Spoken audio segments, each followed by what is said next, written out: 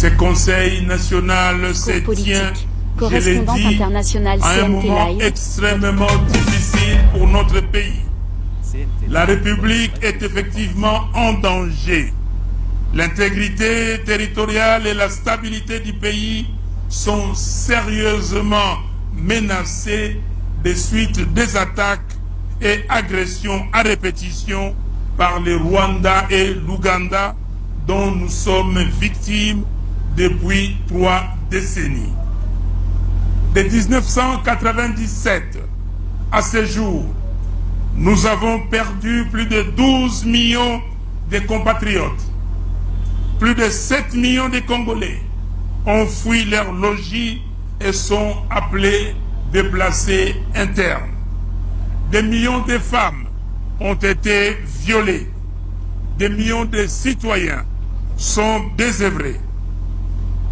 Tout cela parce que notre pays fait l'objet de convoitises de la part de certains pays voisins, ainsi que de multinationales internationales soutenues par d'autres États.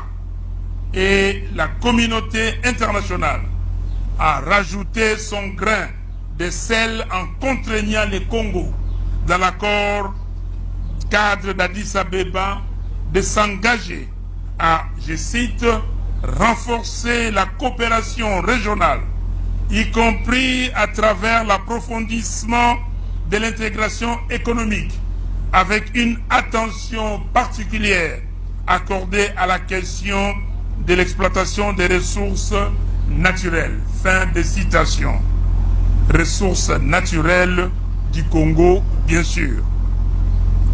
Depuis le 13 juin 2022, les ennemis de la République ont décidé de passer à la vitesse supérieure, sachant qu'il y a plusieurs complices tapis dans les institutions actuelles du pays et que le commandement de l'armée et son efficacité posent problème.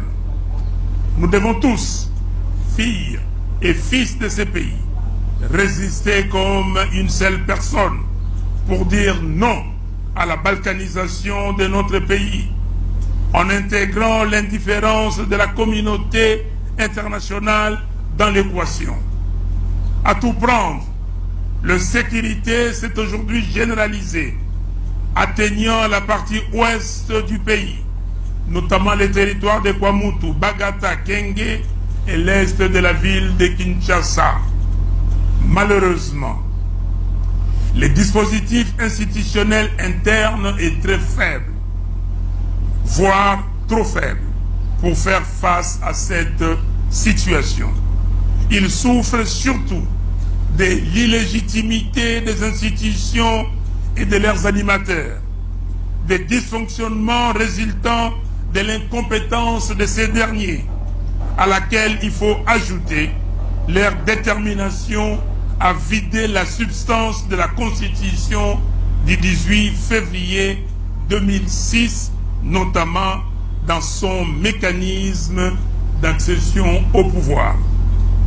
Ce déficit fatal de la démocratie a atteint son paroxysme avec les simulacres d'élections de décembre 2023.